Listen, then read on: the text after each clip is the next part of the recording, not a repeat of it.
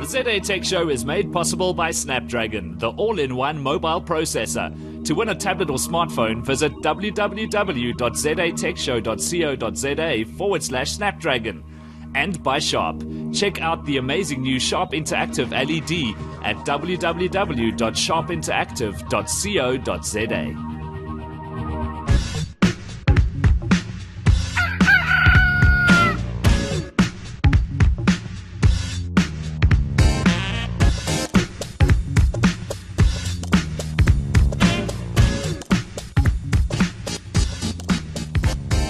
Hello, good evening. Welcome to episode number 216. Yes? It could be 206. I don't remember. Okay, let's go. I'm going with 216 of the ZA Tech Show. Recorded on Monday night, what month is it? July, right? Okay. All month. This little act at the beginning of every show is getting tired. Hi, my name's Simon Dingle. This is a show in which we talk about technology. Welcome to you if it's the first time you're ever seeing it. I'm going to introduce you to my panel of geeks because I don't talk about technology on my own, always. Sam Beckbessinger's here from Quirk. Hello, Mr. Dingle. Hi, Sam. How you doing? Yeah, pretty good. Thanks for a Monday. At Greenham_Sam on Twitter. Follow this instant. Now, go. No pressure. Now I have to be funny all day. You don't have to be funny. You could be insightful, maybe a bit weird. Basically, just carry on doing what you're doing. Should be good. Anyway, good to have you. Thank you. And thanks for taking care of the show last week. Anytime. The seat's still warm, right? My domestic worker lost her mind. I had to deal with that. So I'm not even joking. I wish I was joking, but that's why I wasn't here last week. Missed my flight. Nice. That was awesome. Hardcore. Anyway, enough about me. Ray Taggart's here from Hypertext. Hey. Publisher of Connect magazine and also the new High Five Daily Five application. Daily Five app, yes. Sorry, I wanted to say High Five because I love those. They're awesome. Wi-Fi's are Android cooler. and Windows 8, do it. In fact, it's a very good reason to just download Windows 8. When's it coming for iOS? Have you figured that out? iOS and BlackBerry in the next 60 days. We are building as we speak. And then we will own the world. Right. So will it be up for Or BlackBerry something. before RIM goes bankrupt? Yes, well, like about 36 seconds. Now. Ben Kelly's here from the Mail and Guardian and elsewhere. Hello, Simon. Hello, Ben Kelly. Good to have you back on the show. Yeah, we seem to be missing each other. When I'm on the show, you're Ben. gallivanting elsewhere. Yeah, but it's good to be back in the same room with you, Ben, sharing some oxygen and stuff. Say the nicest thing, Simon. Right. Nice to know you leave the cave occasionally. Yeah. You know, Are venture those into new the world glasses, of mortals. Mr. Kelly. Not really. Okay. They were just very similar to the old ones. So Okay. people Oh, they're clean. That's what the difference Cleaned his glasses. clean his glasses, yes. So where shall we start this week? There's all sorts of things going on with patents and phones being blocked from countries. This is when I'm really happy that I live in a country where you can actually buy a Galaxy Nexus. Simon's got a white box in front of him. So What's in the that's white the field box? band, dude. Oh, We is need that to- the we field need to band? talk Oh, about right, okay. Ooh. That's not a real Apple. Yeah. Simon doesn't actually wear this Apple top, let me tell you, comes all the way from One Infinite Loop, Cupertino, California. So it's actually made. It was This designed by Johnny Ive. This was as worn by Johnny Ive. It has a secret Nice. Glass of iPod his pouch. sweat. It's indeed, yes, for Nice. sure. I He like it. signed it in black, but it faded. So since we mentioned the Galaxy Nexus and Apple, maybe we should talk about the fact that Yeah. if you live in the USA, you can. No, you can't. Yes, you can buy a Galaxy Nexus. yes, and wait, it's model on Apple. No, it isn't. Wait, hang on. No, it's not. And apparently, right, the reason you can still get a Galaxy S, a Galaxy Nexus, whole bunch of different phones, the tablets also, is because apparently they're not as cool. What? They have been ruled Oh, as that's not in the as UK. cool. Yes, Yeah, in the UK, they've been ruled as not as cool as the Apple iPad. So- Hence, it's okay. It is not It's a So, different copyrighted. so if you Wow. so let's provide some context, right? So Apple has filed injunctions against Samsung all over the world. Again. Had some success in the USA. It's all over patents. It basically just reminds us of the fact once again that software patents are preposterous. But so obviously this needs to be ruled on in each territory. So each country there will be a case, and they will decide whether or not Samsung can sell their devices. And you know the water flows both ways. Sometimes Samsung sues Apple, Nokia sued Apple, Apple sued HTC, Motorola suing Apple. But yeah, in the UK, the judge decided that the Samsung device wasn't cool enough. Yes, It'll and I be quote, okay. the magistrate said it is not as cool as the Apple iPad, therefore not a copy Well, of that's it. better than the magistrate in Australia who held up he literally said to the Samsung lawyer, go stand on the other side of the room, and he held up a Galaxy Tab 10.1 and he said, am I holding up your client's device or an iPad? And the lawyer was like, and he said, fine. 50-50. I would have just gone for broke, dude. I would have gone. But that's it. You know what? It is satire. It's ridiculous that these cases can take place. And then when you read these software patents, it's like we patented text on a screen in a box that has a cursor moving around it.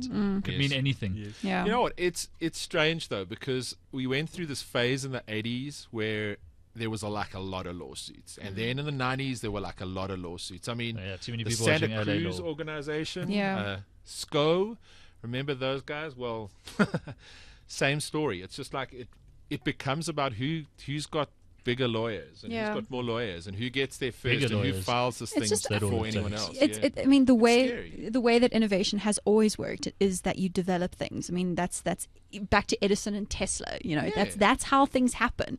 It's become ridiculous.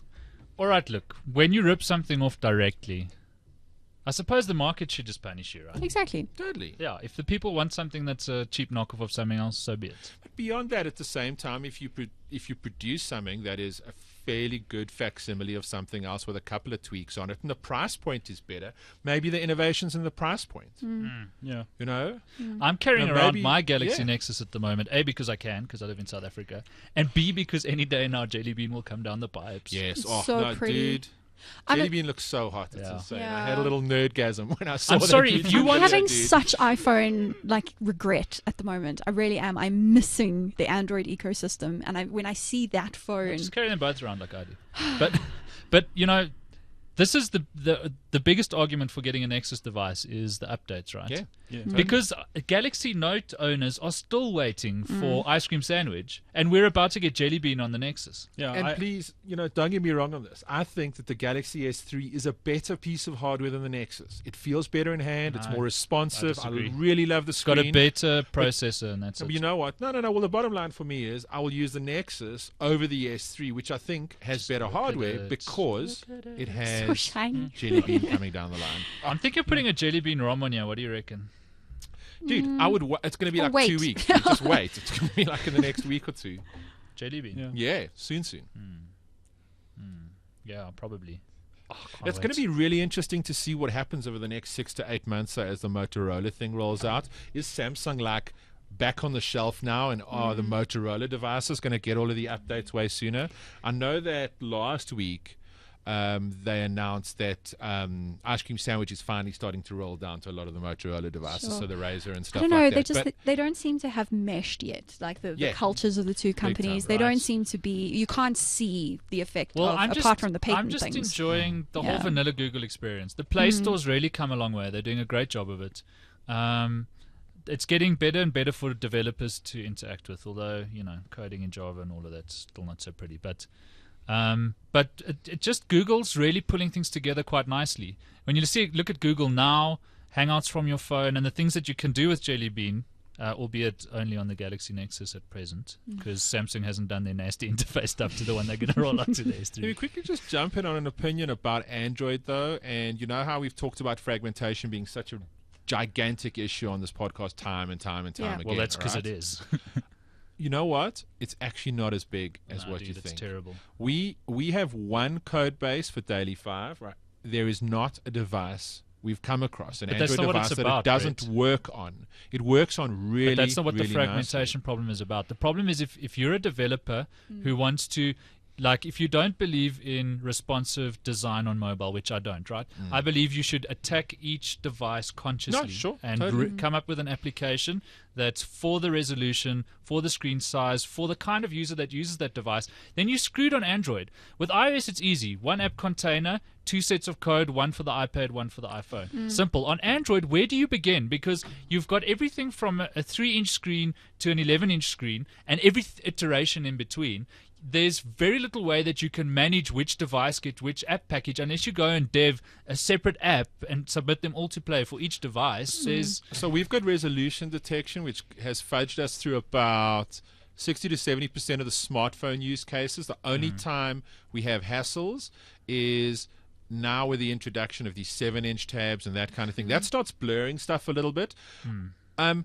It also depends, I think, strongly on what kind of application you're building. If I was you're going to using say, an app, did you do content? Yeah, we're pushing content out. It's essentially web content that's shunted Sure, down. now try deving an app. Yeah, no, indeed. I mean, a game. Very, very Yeah. different scenario when you're dealing with games, when you're starting to exploit things like hardware acceleration on the graphics, and when you're starting to use stuff like accelerometers, webcams, gyroscopes. All you can then do, it becomes all pretty you can do difficult. on Android is what Skype has done. Develop for like a 4.5-inch screen, 4.7-inch screen maybe, and it'll scale down and scale up okay, but Yeah. everybody's going to get the same deal. Whereas look at the difference between Skype on an iPhone versus an iPad. Oh, yeah, the very i- different you know, experience, and you yeah. can do amazing things with the screen ready state. That's all lost on Android. So that's the real problem with the fragmentation, not just compatibility, right? No, look, but I think, looking at it as well, and I just wanted to state that probably about 60% of the applications we've come across have been content-based apps. A lot of people that have got content that's pre-existing on the web, they want to push it to an application.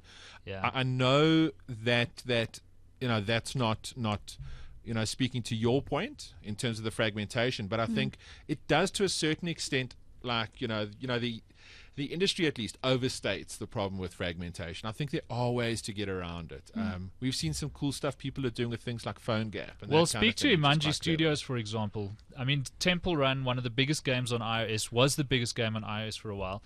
They put it out on Android.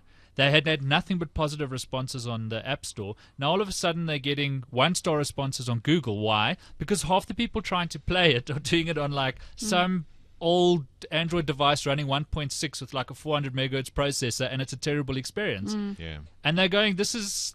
Thanks, but no thanks. It's terrible. Like, Right. nobody's critting the app. Everybody's critting how well it runs on their device. It's an absolute mess. Yeah. So No, it does become quite difficult from a development budget perspective if you're developing an app like that. Yeah. And it's pretty scary. I think it's Wired put out about 2-3 months ago an infographic that talks about the fragmentation. And if you're going to look at it at that hardware specific level, it gets pretty mad because every single vendor has about 200 different devices, and then they're at different stages of operating system development, Yeah. And it does get pretty hardcore. they're entirely reliant on the vendors to release the system upgrades. Yeah. I mean, so that's a massive problem. I mean, and it's also a good reason why you should only buy. If you're buying an Android device, get a Nexus. Yeah. Yeah. you get a Nexus. That's Or first get prize. a Huawei, which is completely like vanilla Yes. stuff. I mean, the lower end vendors tend to like add no bells and whistles. Yeah. They go Yeah. A little bit. vanilla Android, bam, here you go, roll with it. But you still have to make sure it's running on the chipsets Yes. and all that No, kind sure. of stuff. So Yeah. so you still have to wait. I mean, I would think that you probably get a better chance of getting upgrades through Samsung and HTC and Motorola than you would through Huawei. And the I- problem is the operators, right? It's not just the vendors. The new software has to be operator approved for a Yeah. region as well. Yeah.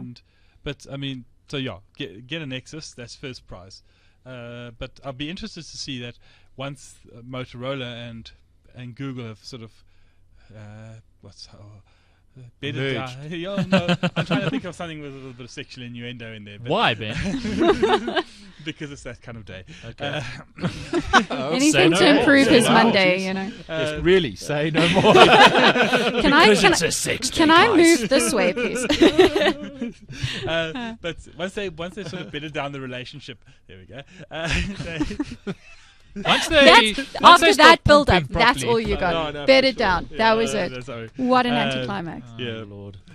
You were saying that Motorola Open the kimono. There we go. It's a little bit. Motorola will be able to will start rolling out the updates faster and that will force the Samsungs and HTCs of the world to also ramp up their sort of upgrade cycles as well. Yeah, so and that- then they'll be hamstrung by operators. Yes, You but know then what? at least we have somebody to blame, Yes. and it's one person. But at the moment you have two. You have the vendors who are taking their good goddamn time getting the updates out, and you're having the operators who are causing trouble. Yeah. If you cut out one of those, then you've only got operators to blame, and when in countries like South Africa where operators may be a little bit more lenient than they are in the States, where they essentially they don't like sharing. Yeah. You might get the updates faster. Now, there's a fantastic little history lesson that pertains here, and my theory on all of this is that it's non-sustainable, because a very similar thing happened in the PC and notebook space a couple of years ago. Well, more than a couple of years ago.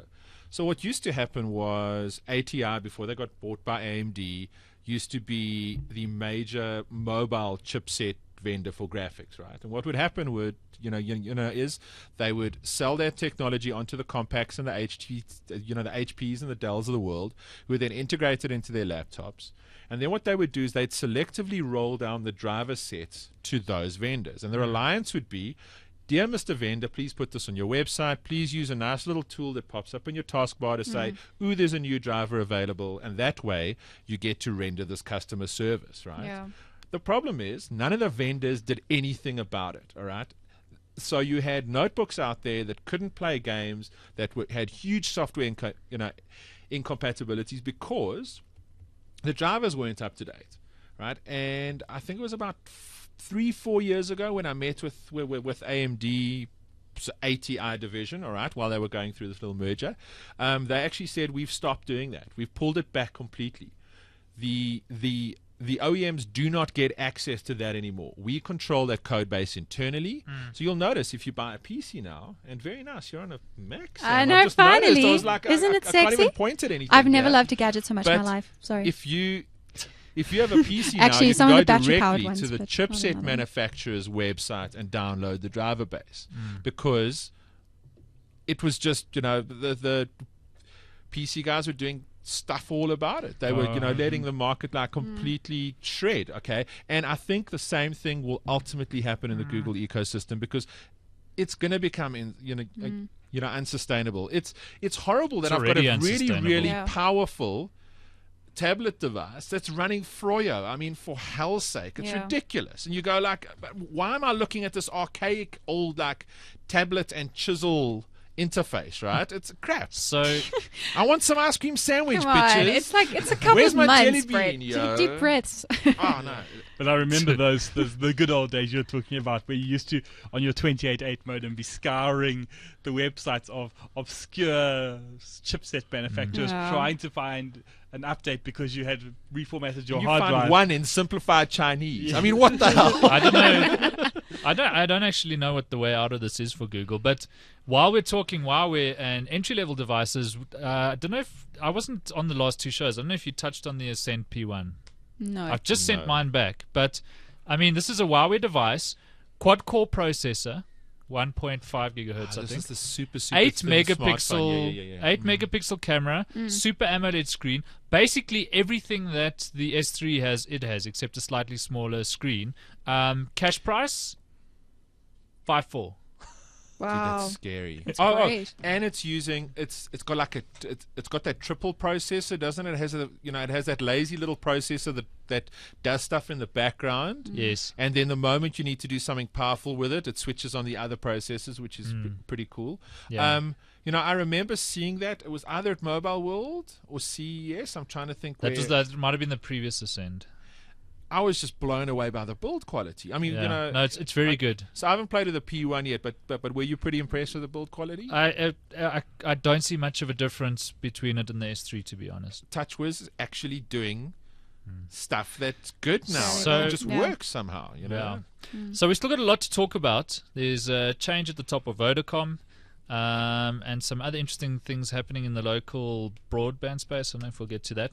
But I think now's a good time to mention our sponsors of the ZA Tech Show, Snapdragon, the all-in-one mobile processor. Now, all of these devices that we're talking about, good, I don't know, Bretsky, what, 80% of them probably Yeah. are powered by Qualcomm processors, specifically the Snapdragon series of processors. We're doing competition with Qualcomm at the moment for Snapdragon. So if you go to zatechshow.co.za/Snapdragon, so that's zatechshow.co.za/Snapdragon, there's a puzzle you could solve and enter competition. We're giving away 12 tablets and smartphones over the next, well, I guess it's 11 weeks now because we're into week 2. It doesn't get any better than that, seriously. Yeah. It's like it's a tablet or a smartphone a week, people. Come on. So go and check it out. The puzzle's not too hard. Have a bit of fun. No, it's Enter the really hard. competition. Come on, make me feel better. you? It's so I hard. battled the first time too. I felt like such a No, dog.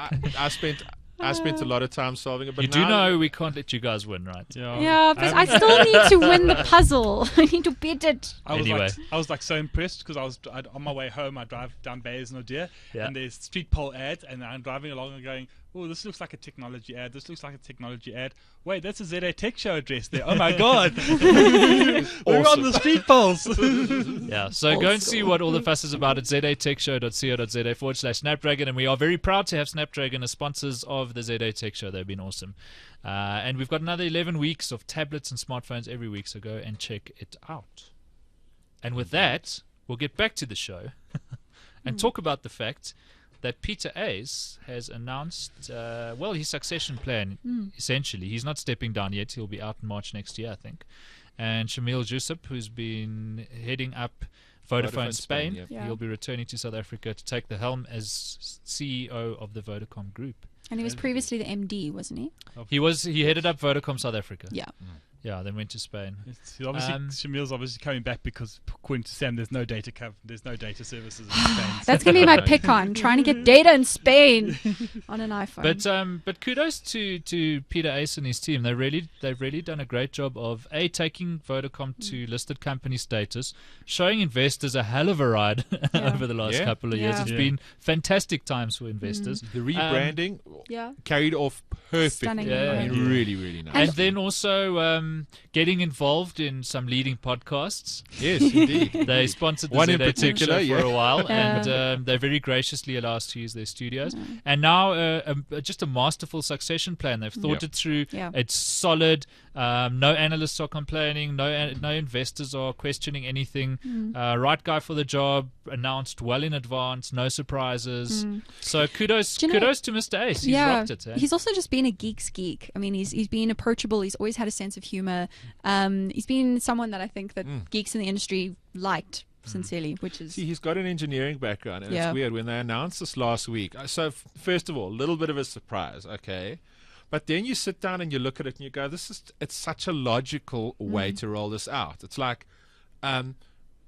he's an engineer, right? So he understands the tech really, really well. Get the network right. Get it solid. Get all of that bedded down, and Shamil going to Spain, getting a lot of international exposure, getting knee deep into a very different but also emerging market makes like so much sense. Yeah. And I think Peter's done a fantastic job. Really, he has. But it's clear that the network solved. It's time for the next phase. It's great.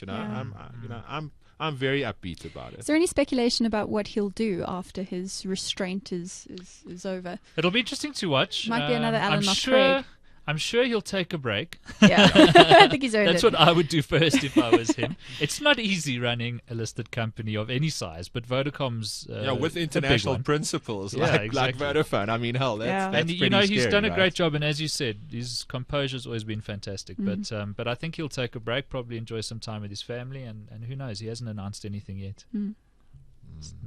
He's only 49. Is that right? Yeah, that's what I read Wow. online. Jeez, So how long is done his to him. restraint? It's probably 2 years. I would guess 3 years actually as a CEO. Yeah, I was going to say Yeah. at least 3 or 4 years. I think it must be hard though for someone, if you run a company of that size, to just do nothing, to call it quits. You must pick up something. Also, he's been with Vodacom for a very, Yeah. very long time. Yeah. Like a very, very long time. And he's been behind the scenes for a lot of that time. So, I think, a coffee or a lunch or something like that's in order. Kind of it's definitely worthwhile finding out what his plans are going to be. You know. So speaking of cellular, like we've spoken about anything else. Is there anything The ZA else to talk mobile about, though? show. Well, the other piece of news that came out on Tech Central today, of course, Tech Central, one of our partner websites, run by Duncan McLeod and Craig Wilson, announced today that Cell C is getting the iPhone. It's coming to Cell C, so if you've been holding out as a Cell C customer because you wanted the iPhone, it's coming. 6,600 Rand on prepaid, starting price for the 4S, not bad. That's really good. And then it'll be available on their straight up contracts, which I've been checking out. It's lovely. Pretty cool, right? I like the whole, you know what you're getting, 400 Rand for 400 megs with 400 minutes, 400 SMSs. Exactly. Couldn't be much simpler than that. Totally. 800 Rand, 800 meg, 800 minutes, 800 SMSs. It's awesome. Yeah. Vodacom reacted today, though. Well, no, it was Over the weekend. over the Yeah. weekend. Yeah, but Yesterday. you know, we kind of saw it today with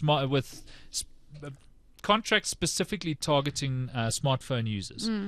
So they've consciously gone and thought about somebody who's carrying an iPhone or an Android device and what kind of contract they need. Yeah. So Unfortunately, they it's just so got it wrong. overdue. Yeah. Yeah. And You it's think- not So, great. I sat down and I looked it over the weekend. I went, okay, so so the pricing's pretty good, but how is this so different from what we had before? Yeah. I always had the ability to kind of go, okay, there's a baseline package with XYZ on it. I've always been able to bolt data on. You've always been able to bolt a data package on, and if you Although if your contract prohibits it, you go down to the Pick and Pay, you buy a voucher, Yeah. and you top it up. It's just strange. I looked at it and went, Yeah. maybe I'm not getting it, but You know Look, what? I haven't. Someone needs to go and compare it to if you were to manually kind of construct a package. Because I remember a couple of months ago when I was getting my iPhone, I sat in the Voda store for 2.5 hours trying, because I'm a geek and I needed to find the optimal package, and it literally was 2.5 hours of And debate also you're of OCD. Yeah, and I'm OCD. Like if I combine that with that one, and then you get that discount, and it was frustrating. So yeah, I don't know if it is Well, it going is to be cheaper frustrating than and it's all confusing, of but the I'll tell you what my packages. solution is. Sorry, Ben, before you. My solution is what I did with Vodacom and switch to prepaid. I'm having a fantastic time on prepaid. The reason I'm having a fantastic time on prepaid in part is because I bank with FNB and I've got the app, so I can reload prepaid from the app. Yeah. So myself and my wife were both on contract with Vodacom. Luckily, because of number portability and all the other things that have happened in the market over the last few years, they can't really say no to you downgrading. So you phone, you go, I'd like to switch to prepaid, please. They go, certainly, sir, it'll be through at the end of the month. Don't forget to charge it with airtime at the end of the month. End of the month comes, string of SMSs come through, boom, you're on prepaid. And I'm spending probably a third of what I did on contract. Really. Yeah. The things which drives me crazy is that if you look at the greater scheme of things, the problem is that, and this is also my problem with Cell C as well. I mean, I think it's exactly the same problem. Well, it's a problem with all the operators. Is that they even like they're trying to be innovative, but they're missing the basic premise of a smartphone. The premise of a smartphone is you actually use more data than you use voice. Yeah. Okay. So, but they insist on bundling. Yeah, but where do they make 100 their money, minutes, Ben? 100 SMSs, 100 meg, 200, 200, 200, 400, 400, 400. I don't want 400 SMSs. I don't want 400 minutes. I want lots of data. in fact, I don't. I want point. like I want- 100 minutes of voice. I want no SMSs because guess what? I've got WhatsApp or I've got. Have you seen the margins on iMessage. SMSs? Yeah. They need you to have SMSs. Yes, else you're going to be paying double for your phone. Right? It's actually very simple. Is that and I mean I did the calculation on Cell C. Is that if you have the 100 package, Yeah. it was what a straight up 100, and you drop in a gig of data, Okay. that you're paying about 250 Rand for that data, Okay. for that gig, when you can buy. I mean, I know it's a promotional thing on ATA, which is like you can get 10 gig for $200. So they're still. I mean, the prices on the data have still not come down enough. I mean, Right. as far as I'm concerned, it should be 100, 100, 100 with an extra 100 to get you a gig of data on Right. your smartphone. Okay, fair enough. And so you pay your $200, you get and you get everything. Now that's me as a customer speaking.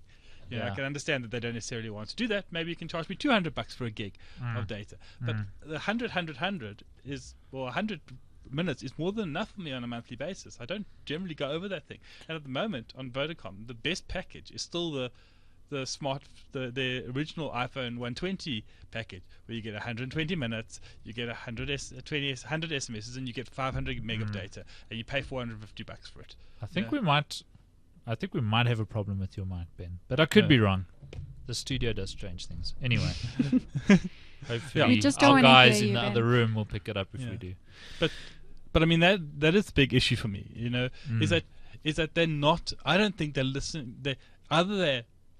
They know what their customers want and they're not giving it to them, or they just have no clue. And I can't believe they have no clue. I think that the issue is that they get so much money out of, what's the right word, raping their customers I was going to go with fleecing. on data charges that and SMS charges that they don't want to lose that revenue. And it's as simple as that. And until Well, they that's actually- exactly what it is, Ben. But also, it's a business that's dealt in complexity for a long time, and it's simplifying as they shift over to data, and they know that that's happening. But they've got sort of prior business that needs protecting while they do that. Can I tell you who's kind of starting to understand this space, though, is, strangely enough, Telkom Business. They had a press conference or a little press gathering about 2-3 weeks ago where they announced these smart packages or these, converged packages. Yeah. And they're really making a concerted effort to allow you to really mix and match what you want. So there's data, there's voice, all of this kind of stuff. You pretty much piece it together as you go along. It includes a terrestrial portion and a cellular portion, and where they want to get to in the next, let's say 18 months. They were pretty vague in terms of actual time frames, but now, you know how I said I've always wanted to be able to buy this bucket of data and be able to use it across every single device? We're getting very, very close to that. Well, and there are ways you can wangle that with things like FNB Connect and IS. No, the thing and is, it's still different quite an APMs academic but process, yeah, right? You've got to sit down and really pour it's over not the simple. stuff. It's And not simple. So their whole idea is to start allowing that to happen, and I think that's pretty cool. I'd really like the ability to take a look at my cell phone bill every single month and go, okay, I'm way over-spec'd on the voice side. What is all of this SMS doing here? Even if I'm saving like $50 or $100 on SMS, plow that into data. I definitely get more usage on the on the data front, and you can always do with more data. It's like there's no such thing as like too much data. Right? Absolutely. I'm just looking at what else was in the news this week. Windows 8, we're starting to see more of Microsoft plans to launch that in October. Rumors flying everywhere over a smaller iPad, although I think that story's a bit tired now. I don't know what more to say. It's one of those. I'll It's believe it. I'll yeah. believe it when Tim Cook stands up on stage in San Francisco and tells me there's going to be a 7-inch iPad. Here I'm sitting in my Apple shirt, and I'm going to say I will be grossly freaking disappointed if a 7-inch iPad rocks out. Why? Because Because I'm Steve like, said it would never happen. no, not just because of that. It's because Apple hasn't said a thing about it. They've done nothing to even imply that, right? The market is on its own little crusade about 7-inch iPad, 7-inch iPad, 7-inch How often iPad, and do now they kind of Android- go, oh, look, we listen to the market. Apple never listens to the market. Apple goes, market, listen to us. This is what you need. No, right? absolutely. Yeah. So Apple plays it offensively, but I they. know. But the other, but it's not. I mean, it's not I just don't wanna ads see in the them dark. giving in, you know? If you look at the orders being placed, for certain components and things, you can make educated guesses at what kind of device is in the works. I personally don't see them doing it, but who knows? They might pitch it as a big iPod Touch instead of as a small iPad. Indeed. Then it kind of makes more I sense. mean, maybe if that is the new iPod Touch.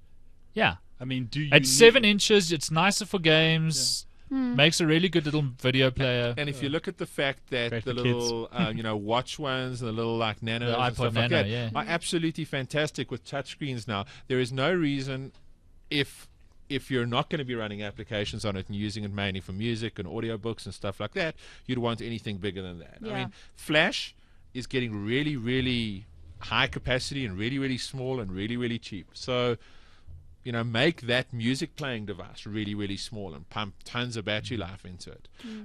My thing is, Yeah, we've just been talking about fragmentation on Android. Yeah. What does this do to iOS in terms of fragmentation? Look, it's nowhere near the nightmare that Google But Here's has. an that's interesting why I one. can't see it happening. Rock a Retina display into that thing, and suddenly If it's the same resolution. It's same resolution. No. Now, rock a Retina display into that thing because of the smaller size. It's suddenly identical to an iPad 2 resolution. Yeah, And that's what I'm saying. Sorted. No fragmentation. Problem solved. Same aspect ratio. Yeah. Yeah, that's true.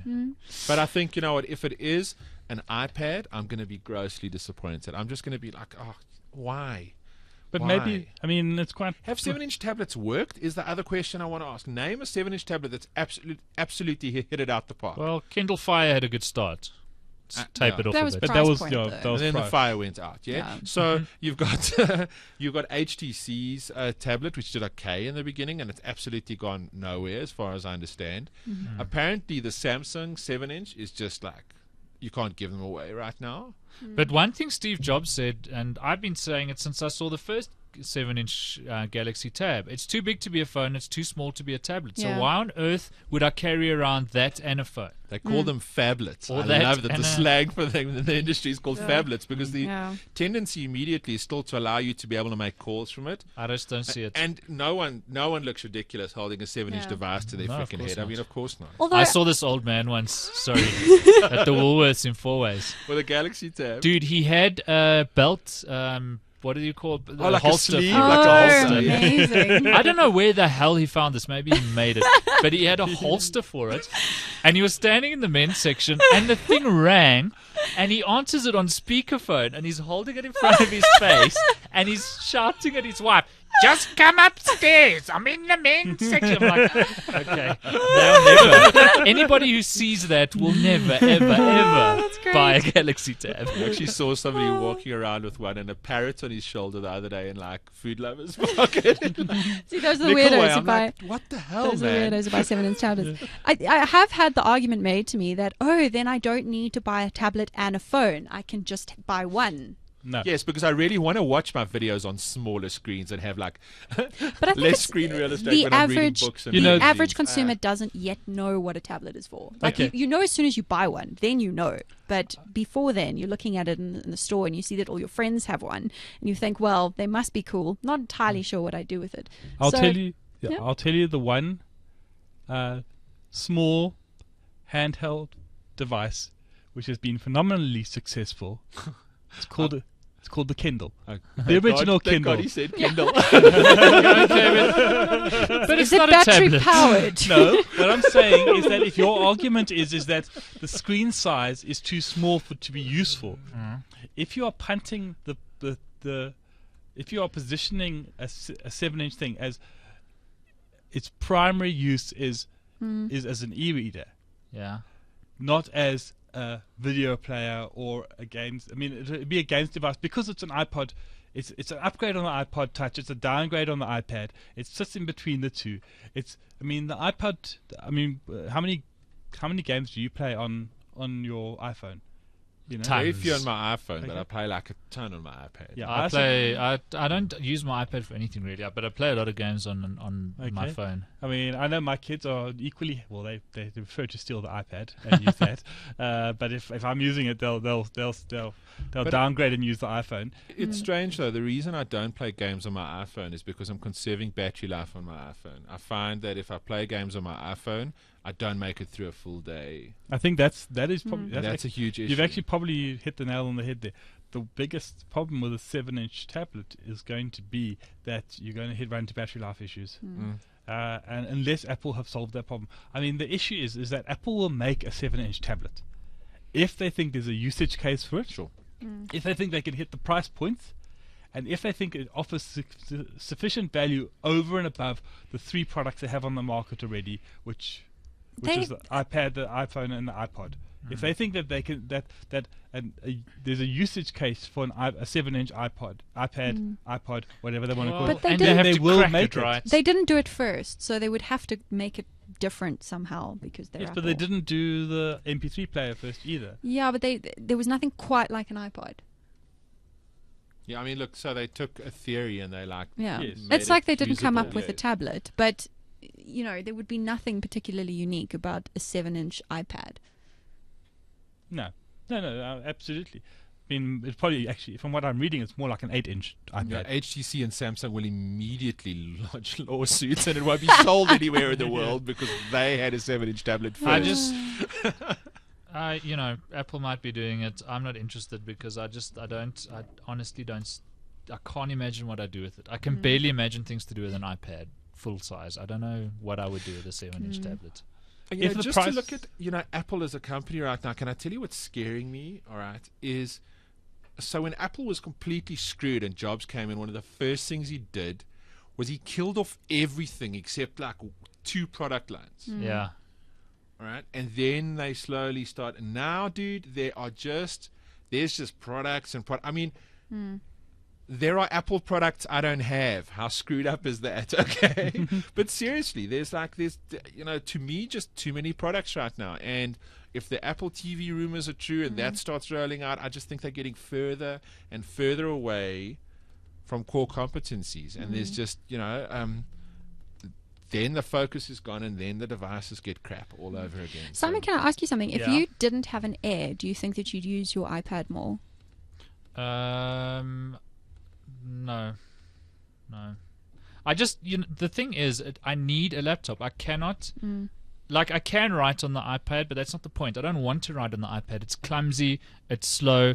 I can't multitask. I can't quickly switch to reference documents and things. It doesn't work to create things. It just doesn't. Can I tell you where the disconnect is? And I tried this. Before I got this Air in Austin, I used an iPad for 2 weeks while I was on the road. And it can multitask. Totally, it can multitask. But the problem is, it can't give you windows. You can't look at 2 things at the same time. So what you've got to do is you've got to swipe between applications all the time. And that becomes increasingly frustrating. It's like you can only be focused on one thing at any one point in time. I really like the fact that I can have multiple windows open on a computer. It's like you can do things in it. But, when the iPad was launched, there was a journalist who wrote that whole article comparing it to the Crockpot, right? So there actually was a product called the Crockpot, and it was awesome. It could do a hell of a lot of things that replaced your oven and replaced your steamer, and it replaced a lot of things in the kitchen. And it was like a electric frying pan type thing. Whatever. Cooker, But the point is, it could do all of these things, but not as well as an oven or a steamer and so the iPad's cool. Can I take photos off of my camera, edit them, and put them out there? Yes, I can. Do I want to? No, because it's not as good as my laptop with Photoshop and Lightroom. Can I write articles on it? Yeah, if I really have to. But why would I want to do that when I have a laptop? And it's way better to type with a full, nicely spaced keyboard and multitask and all that. So there's all these things I can do on the iPad. The only thing I want to do on the iPad, because it's a better experience, is watch videos, right? Yeah. So I'm really glad you say this, because I've been feeling a little bit of shame about my lack of use of my iPad since I bought the blimmin' thing. And so at the moment, for me, it's a glorified comic book reader. That's the function it fulfills, which is awesome. The thing is, it's great, a and it's really great. It's a very expensive comic book reader. Yeah, it's awesome for going through Zite or Flipboard. It's amazing for using Twitter. It's nice for planes because the laptop takes up a lot of space. Like, it has its little niches, but none of them for me make it worth buying, if that makes any sense. It's the same as like a Kindle. So a Kindle's got a built-in web browser. Have you tried browsing web pages in it? I mean, just because you can doesn't mean it's a great idea. I go through days where I don't use my iPad, and then like some days it's the only device I'll use for like 6 hours of an 8-hour workday. It's just strange like that. Like Simon says, the things that it is good at, it is ridiculously good at, and there's a lot of pleasure in having a device that does that. I find that when I'm at home, my laptop stays in its bag. I pull the iPad out and I use it at home. I use it to surf the net. I use it to read Twitter. I use it to play games. I use it to just check up stuff. I use it to answer emails, just because it's a more convenient device for me. And if people don't want their iPads, they can give them to me, because I have 2 children who like their iPads as well. It's going to be hard for them when the Surface is now competing, because the Surface is being positioned from the very launch videos as a laptop replacement. No, not entirely, all right? Because the sort thing of that most people aren't seeing is that there's actually 2 versions. No, there's 2 versions of the Surface. Pro Surface. Right, okay? the Pro Surface. The Pro Surface most certainly, right? But strange enough, I think that device is going to be a complete failure. Because of the price point. No, and I'll tell you why, all right? Is because touch is such an integral part of the Windows 8 experience. Notebooks and Ultrabooks are going to be touch capable. All right. Now, if you're looking at something that's like a MacBook Air in terms of form factor, and it's got a touch screen, look at that Lenovo Yoga device that transforms into a tablet. Quite a nice tablet, actually. All right. Why would you want a tablet and have compromises on the keyboard? I can tell you right? why. Price point. We haven't seen the prices yet, but I'm guessing Microsoft would have had this discussion with itself and gone, if we can get the price below $700, $800, Yeah. But then I think the big challenge also is going to be battery life, because that device, that Pro device, is using an Intel processor. Okay, and that's a huge problem in terms of battery life. In the same way that I think the Pro is going to be a complete fail, I think the ARM-based version is going to fly. So I think we should put all of these predictions in an envelope, and then See what in happens 6 in months' October. time we need to open them up, and Like then that the guy- loser has to sing a song. like that instead guy of on the show. YouTube today had a discussion with his 12-year-old self. Yeah, Do we get to pick the? Do we get to pick the song? yeah. If you want, we should do that. We should record So, an episode. I wanna- iTunes next is year. coming to I South want to Africa spend any another day few now. minutes on Andy Windows. Hadfield. I want to spend another few minutes on Windows 8, and then I want to do our picks of the week. But before we do that, I want to talk about our sponsor of the ZA Tech Show, that being Sharp Interactive. Our Sharp has just launched an amazing new product called the Sharp Interactive LED, or Interactive Whiteboard, and that really should tell you all you need to know about it. It's like a massive interactive whiteboard that you can draw on, but of course it's running an operating system, and being software, you can do much more than that. You can bring up pictures and annotate on them. You can even patch in people from video conferencing. Now, this is one of my favorite features of this device, is if you're having a meeting, not only do you have a whiteboard that's awesome, where you can save all of your doodles and drawings and notes and email them to everybody who's in the meeting, but you can also patch in anybody over video conferencing. They'll show up in the corner of the whiteboard, and then you can draw a moustache on their I was about to face. say, best feature, being able to draw moustaches and glasses on them, And them penises, not that- knowing that's- You go. owns. Now, Sharp's also got a bunch of 40-inch tellies that it's giving away, television sets. So go and check out sharpinteractive.co.za. You could win one of those 40-inch TVs. Find out more about the interactive whiteboard. Certainly something that I wish we had at my company. Why And can't we enter the competition, Simon?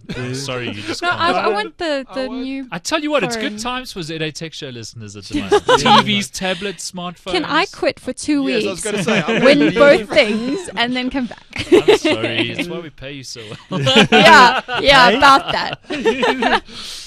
We Anyway. need to talk to you, Simon. So, that website again, sharpinteractive.co.za. Go and find out more about the Sharp Interactive LED, and also check out that competition where you could win yourself a 40-inch television set. And we are very proud to have Sharp on board, and grateful to them for making the show possible. How big is 40 inches? 40 inches, The standard. just a little smaller than 42. Oh, okay, thanks. No, 40 inches is That's decent. pretty big. Eh? It's an, 40 inches is I've got a decent 40-inch TV at home, and for me, it's the perfect size. It's pretty big. Yeah. So go and check it out. Not you, Sam, but everybody else is listening. All right. Correct answer is big So- enough.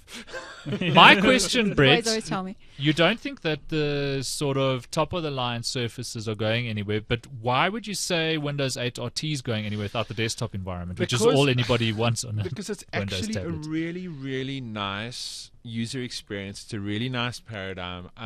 I think that the big disconnect with Windows 8 right now, and we've found this in terms of a couple of people that we've given Windows 8 devices to, right, is there's this huge confusion between, okay, so there's this thing called Metro, and Metro looks so different from the classic layer, and it's very, very different from what Microsoft has done before. But having said that, the live tiles work really, really nicely. It's very intuitive. The semantic zoom. So when you zoom out, you get this like zoomed out view of like your entire Metro interface. Very easy to reorder stuff. Very easy to shoot in and out of applications. The charms work really, really well and intuitively. Okay. And Metro for me is an entire interface or an environment that's been designed to do content-y type applications. Right. You want stock tickers, you want news articles, you want to be able to look at videos. It's very, very much about media consumption and not about creation. Remember the whole disconnect with the iPad about everybody wanting to create content with it? Metro's not for content creation or media creation. It's all about consumption. And traditionally, when you're talking about consumption type devices, all right, they're very, very purpose built. Okay. I can see ARM working really, really well, because that's where you're going to get the 8 to 10 hour battery life. That's where you're going to get the instant on and instant off. That's where you're going to get. Look, none of that matters. All that matters is whether or not they get developers flocking to Metro and adopting the ecosystem, which is vastly different to Android or iOS. So just to chime in on that is, I think that the one big difference, two big differences actually. It's actually ridiculously easy to build for Metro. No, it If is. you've got I know. JavaScript Firsthand, skills, it's really man, easy you can build really, really quickly. I mean, and if you can't build, if you don't have the skills yourself, inexpensively to hire somebody in. I mean, sure, but try and great. Dev Cut the Rope or Angry Bird. Now they've done Cut the Rope Yes. as a proof of concept, but it wasn't easy. No. The more complex applications are going to be really, really difficult to do, and they're going to be challenging. But I think the same is true of any environment you're going to write for. The Objective-C is no walk in the park. The reason I think 8 is going to succeed is, even as much of a failure as Windows Vista was, people still built apps for Windows Vista. Windows Vista at the time was still the biggest operating system in the world, right? And they survived it. And the most hated. So even if it's so, right, you just cannot ignore the fact that Microsoft's got a couple of things going for it. Biggest formal development community in the world, hands down. All right, more developers make money off of Microsoft than what anybody does, collectively, right? And because the revenues you don't see pitching up in the Apple App Store are all of the corporate gigs and that kind of stuff. So I mean, there's a huge amount of money in that ecosystem. Firstly, all right. The fact that it's easier than ever to build stuff and release it now that there's an app store there, it's there's a couple of factors there that I look at it and I go, even if it's so, because of the size of that community and because the size of the installed base and the fact that anybody buying a computer after October has a 90% chance of getting Windows 8 on it, it's going to succeed. It's that simple. Okay. Anyway. Shall we do our picks of the week? I like Sure your thing. idea of putting our predictions into envelopes, Sam. I think it'd be fun. Make a time capsule. I say Microsoft Surface, Ivy Bridges, they'll have a moderate uptake. I think RT is going to tank badly. You reckon? Yeah, and I think Windows 8 on Ultrabooks is going to be the winner. Maybe. But Just because you're going to get it by touch- default. I Do you think agree with me though that second touch gen. is a Pretty given. much. It's got to be yeah, there. yeah. It's horrible. I'm not using having touch. Windows 8 on a Lenovo X201, and it makes so much sense the moment you can reach out and touch the screen. It's awesome. I'm going to say that the second gen Surface is going to do quite well. Yeah, Yeah. I think so. I think you got a point. going in the Xbox envelope. in terms of that little cover, the like smart cover-esque built-in keyboard thing, I really think that's quite nice. Definitely. It just I like appeals that, to yeah. the audience. Yeah. I think first gen Surface is going to tank completely. Mm. I think there's going to be virtually no take up, and I think Microsoft will be under a lot of pressure to kill the product completely. Mm. But I think they'll persevere, I think the second one will be possible. I think it will be the third generation before we see mass uptake, and the question is whether Microsoft will have the guts to stay the course. But in terms of the keyboard and the keyboard cover, I love that. If somebody would make one of those for my iPad, I'd buy it tomorrow. It's so nice and thin though as well. You look at the videos. I mean, you the don't see kickstand it thing. from. It's just they've done clever little things. What I absolutely like, and the reason I'm sounding a bit like a Microsoft fanboy, is for the first time in a long time, this company's actually got a bit of frickin' energy about it. It's hungry. It's out to prove some stuff. That's cool. You know what? Welcome, guys. If nothing else, where the they'll hell have shake you it been up, for 8 you know? years? Let's, Yeah. True. Yeah. All right. Shall we do our picks of the week? I'm still trying to choose. Starting with Ben. Yeah, you can start with me. Off you go, Ben. My pick I had picked out was something Sam picked a few weeks ago, Yeah. which Sorry. is if this then that, which was brilliant. I just discovered it and it's fantastic. So if you can go back and listen to the episode where Sam picked it, and you can learn all about that. But And let's throw in a mention of Dropbox Automator, previous pick as well, Yeah. which is pretty much the same thing for Dropbox. Very cool. And by their powers combined, you have awesomeness. Yeah. okay. So, but I had my kids for a week, so I had to entertain them, and they pestered me to download the new games for the iPad. And there's a series of Teach Disney. your kids to fish, man. They should download their own app. Plus, they'll eat for ever. So There's that. there's a a game called Where's My Water? Yes, with the little crocodile. The little crocodile. Yeah. And even more Spot the important, geek dads. even cooler than that, is there's a Phineas and Ferb version of this with Perry the Platypus. Yeah. So I love Phineas and Ferb. Perry Pones. Yeah, I love Phineas and Ferb. I love Perry. So there's a so it's called Where's My Perry? Where's my Perry? Where's My Perry? And it's a basic physics thing with lots of water and ice and gunk and stuff like that, and you have to get Perry from one place to the other.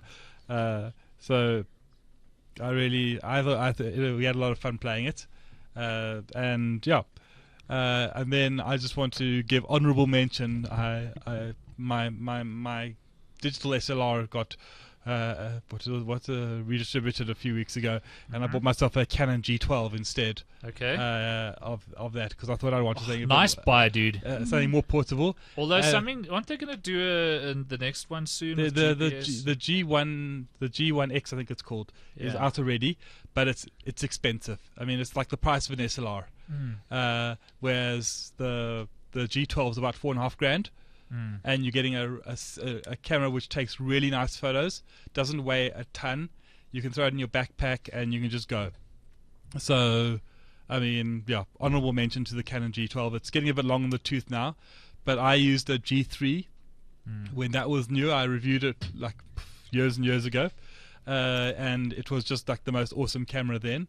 I took it to Istanbul with me, and I was in a place where you couldn't take flash photography, and I wanted to take a picture of a roof, and I literally flipped the screen around so it was pointing up, put it on timer, put the thing flat down on the floor, and pointed it up at the roof, and then arranged it so I got the shot I wanted. Nice. Pressed button, stepped out of the shot, waited for it to take the picture, but because it's flat on the floor, there's no shake, nothing. So I got beautiful photos. There's this idea that you have to have an SLR, but I tell you what, some of the compacts that are out at the moment, the S100 from Canon as well, absolutely remarkable compact camera. Yeah.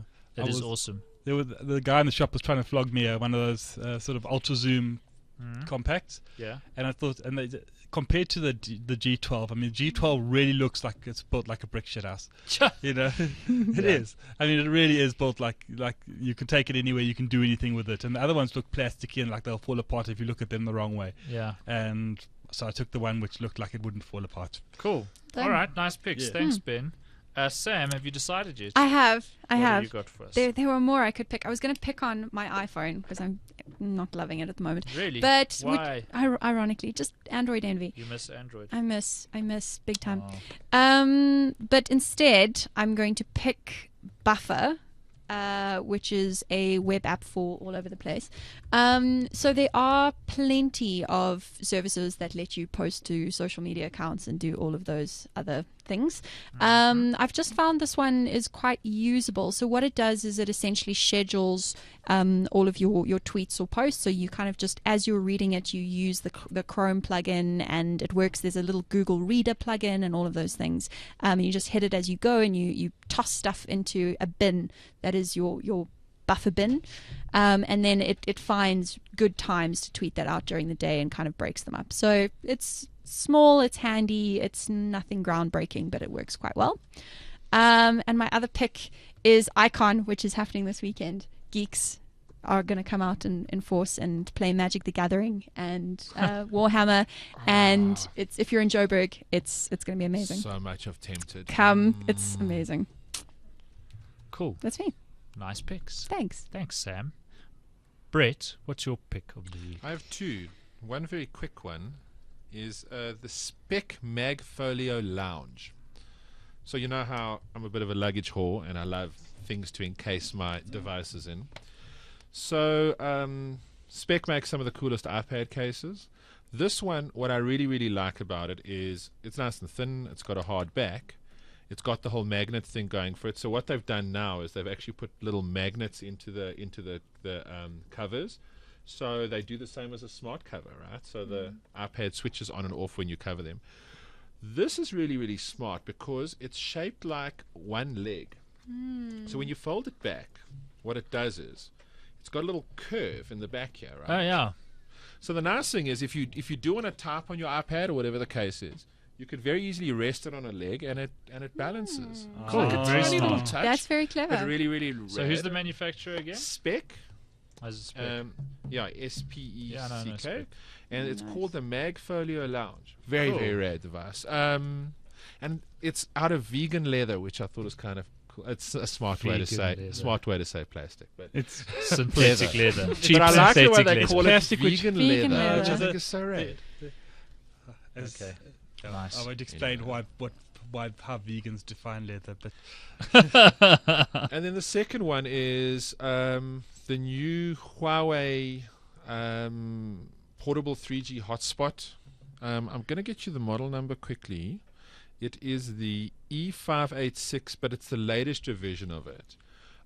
Two things this does, which is quite rare. So I live by one of these devices. I've got a ATA SIM that lives inside of one of these, and then all of my devices speak through this one device.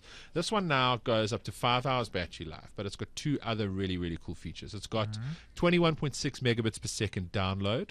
First MiFi device that I've played with that's got that in. But more importantly, 802.11n, Oh, nice. which for me it sounds really, really stupid and So lame. what's that? The E? That's the E586. Nice. yeah. And the reason Huawei's that- E series has always been my favorite MiFis. The reason N's so important in this is because it now takes 32 gig micro SDs. So you Yeah. can use it like a little file server. But quite often what we'll do is we'll go to an offsite or something like that. We'll pop it down on the table. 5 people will connect through it and make use of the internet. But then it's really handy for transferring files between people, and that's where N becomes really, really Yeah. rad. So Very cool. And if I was using my Fi at home, but the reason I sort of abandoned it and went back to my using a dongle and a router is because you can't stream video through a G.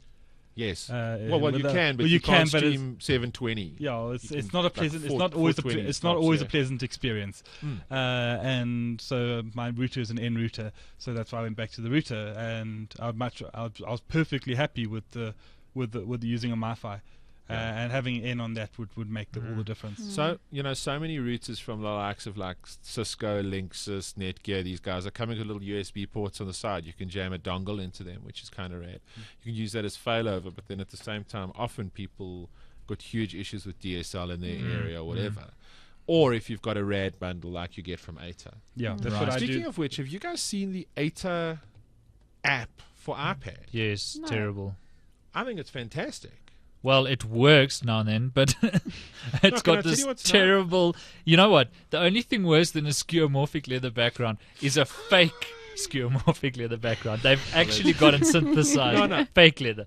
It's hideous No, to no, look the at. UX It doesn't always work, UX and it's is crashed on ugly. me But you 3 do have a times. bit of a bugbear about that. You do have to admit. Skeuomorphic design, yeah. Can I I- get told to get off my high horse all the time, but And it can I tell offends you what me. I do like about it, though? Let me just say for a second, is it is virtually impossible prior to this application to check what your data balance is on an iPad, because you can't do USSD codes from an iPad. So really, really useful that you fire up the application, it tells you what your data balance is. Yeah. And I you've wish- got the Pretty ability to I buy wish some Cell more. C would do that, Mm. because I keep forgetting what my phone number is, and I have to log That's onto the their other thing. website. It's like, oh, It's jeez. like yeah. now I know. It's like I almost actually memorized my Cell C number now, so that I can just type it in, and then I forget my password. Aw. It's a huge hassle that you can't SMS or rock USSD Yes. from an iPad. And there's I no think it's a technical huge reason problem. why you shouldn't be able No, to. indeed not. It's just like Tim- except for they left it out. Tim, we No. know you. Tim and Johnny, we know you're listening. All right, my pick quickly, because we need to wrap up the show, is LG's Media Link technology. I'm busy checking out one of the new LG 47-inch, I can't remember the codes, something 9600. It's beautiful. It's one of the best looking sets I've ever seen. It's got officially the thinnest bezel in the industry. So you almost don't see the bezel. The sound's amazing. It really is an amazing set. But the most amazing thing about it is N-class Wi-Fi built into Yes. the TV, connected to your network, built-in support for Plex Media Center. Out of the box, Oh, that is cool. so That's a out of the winner. box, That connect is to very network, rad. and all your Plex Media shows up. Okay, that is very Wow. cool. So it found my Mac Mini running a Plex Media server, pulled in everything, streaming over N-class Wi-Fi, like 1080p, no problem. That's beautiful. I don't know what LG's obviously done something with Plex, and there's That very is- little that is buffering. It really just cool. plays. Dude, if I'd known that. So I've just bought a Samsung 46-inch LED. Yeah. and it's got hardwired ether. It's got the 802.11 Yeah, you can do built in and Ethernet stuff on like this that. one as well. But it does not have the Plex. So right now I'm having to rock Windows shares. So it just pulls stuff over the Windows share, which is fantastic. It'll play MKV straight out the box.